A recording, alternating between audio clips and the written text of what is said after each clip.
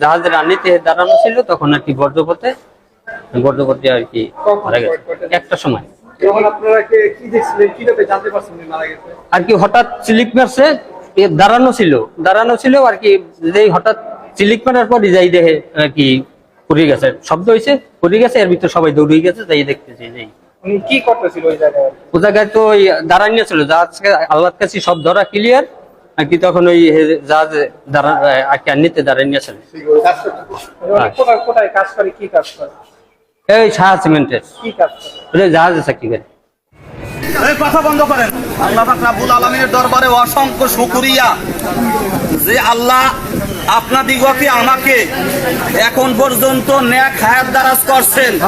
আমাদের প্রাণ আলহামদুলিল্লাহ। সম্মানিত হাজিরিন, মরহুম হাসানের বয়সী লোক বেশি বয়সের লোক আছে আছে এদিকে লাইন দিয়ে ওদিকে আসেন, লাইন দিয়ে এদিকে আসেন, লাইন দিয়ে এদিকে আসেন, ওদিকে জায়গা খালি আছে, লাইন দিয়ে এদিকে আসেন। আমি মনে হয় উঠমু সবাই উঠমু সবাই বোঝেন, মুখে কন না অন্তরে কন? সবাই কবরবাসীর যাত্রী হব, সবার সামনে আমরা বিশ্বাস করি না, মুখে বলি। সম্মানিত হাজিরিন, যারা বিশ্বাস করি তারা মুসলমান। তারা কি? তারা অন্তরে বিশ্বাস করি তারা মুসলমান। জানি না আমি এখানে কতজন মুসলমান, কারা মুসলমান, এ কথা বন্ধ করেন। আল্লাহ ভালো জানেন। আমরা মহান রব্বুল আলামিনের ফরজে আইন ফজরের নামাজ ইচ্ছে করিয়া যারা ছাড়িয়ে দিছি, নামাজ পড়তে পারতাম, নামাজ পড়ি নাই, তারা এই জানাজায় যারা দাঁড়াইছেন দোয়ার জন্য, আসলে আপনার জন্য গজব হবে।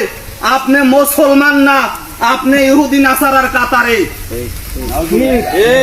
মুসলমান মুখে স্বীকার করেন না কাজে হবে?